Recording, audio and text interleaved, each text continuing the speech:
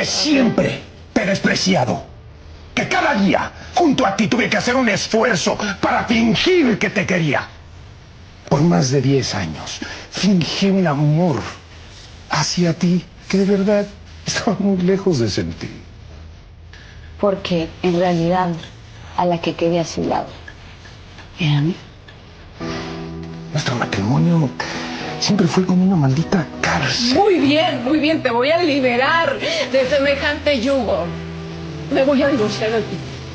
Vas a poder hacer con tu vida por fin lo que te plazca. Por mí puedes quedarte con la casa, el dinero, a mí no me importa nada, yo trabajo, pero con mi hija no. Isabela se va conmigo. Y ustedes dos pueden hacer su vida como les dé la gana. A mí me da lo mismo. Pero escúchame bien, Fausto. A mí me dejas en paz para siempre. Voy por lo último que me queda en esta casa.